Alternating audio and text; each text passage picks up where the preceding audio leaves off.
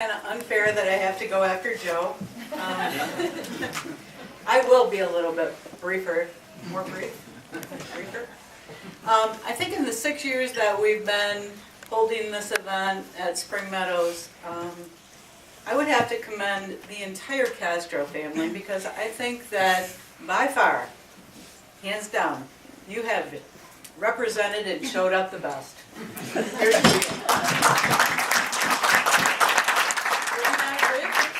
Absolutely, that's true. So this is a little bit hard for me because, like Denny, I've been here for not as long as Denny, but close. And I think of all of the athletes that I've coached and many who I saw their pictures here tonight, Joni was probably one of my favorites in a weird kind of way. We had a very different kind of relationship. I was only a few years older than she was when I returned back to Linden to student teach. I had no intention of coming back to Linden. I wanted to go to the big city and do exciting things that I didn't think would happen here, but Claude made me, and he promised me that I would be able to pay for my car if I came here, so I did. And I wanted to coach speedball, but he made me coach basketball, which I didn't really like. And I wasn't really very good at it either, but Joni was on my first team. And Joni was a challenge. She was a free spirit, and she didn't kind of like my training rules, which I think were probably rigid. I was a first-year coach, and I had some ideas that were maybe nuts. I used to call her to make sure she was home at night, and I'm pretty sure her mother lied about it. But the group that I had, and you saw some of their pictures there, Paula Geiswhite, and those of you that know this group know Judy Reif, I had my hands full. I did. They were a wild bunch, and like I said, they were only a few years younger than I was, and I think they knew that they had my number, and they did. It was a challenge. But I think, honestly, if we had a way to grade it, of all the athletes I've ever coached, I think Joni might have been the most talented. She was the most athletic. She was the most passionate about what she did. In an era when Title IX passed, a few years before, she was in high school, when I was in college, but it wasn't around. There weren't very many benefits for girls, and we were lucky in Linden because Linden always valued athletics for girls, and we had teams all the way when I played through, except for when I was a junior, and the millage didn't pass, and so we didn't have athletics.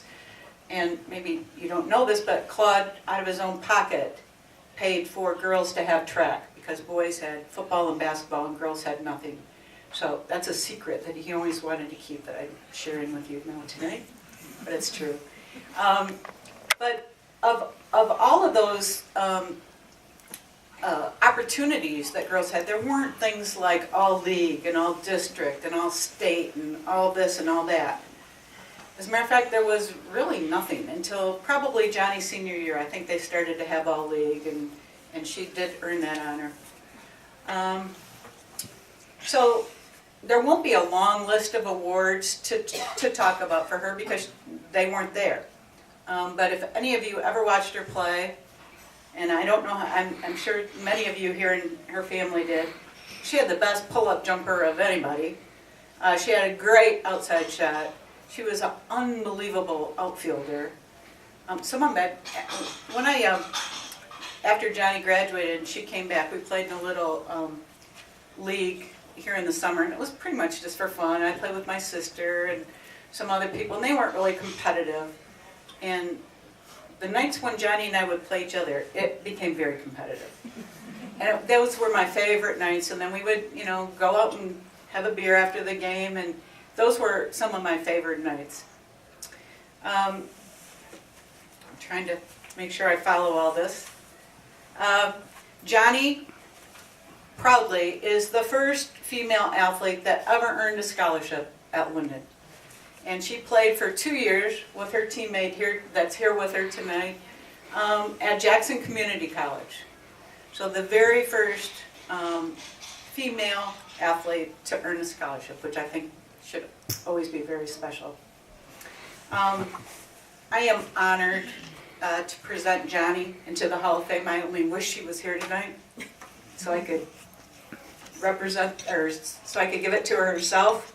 But I would like to bring up her granddaughter, Renee, to accept her plaque on her behalf.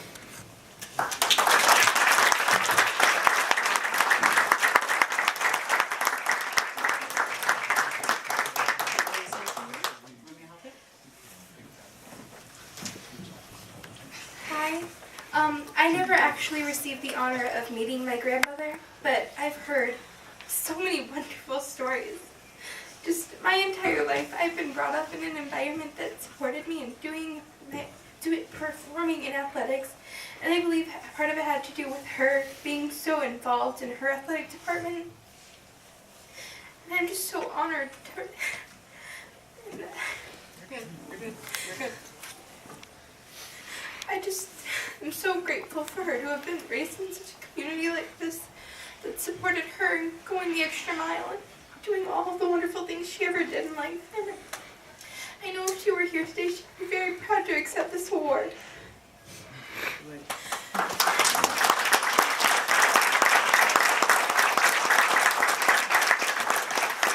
she said earlier, we have quite a few Castros here today. Her son, Matthew Castro, is here today, my father, and I'm very grateful that before she passed, she gave birth to him.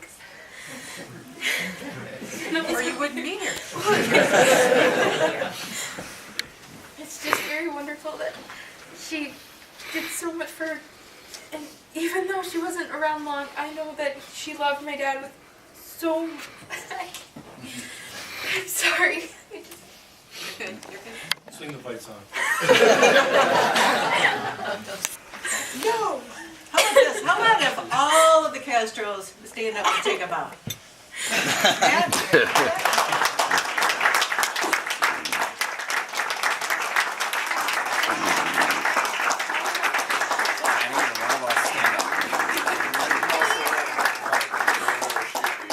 He takes after her with softball, basketball, and volleyball.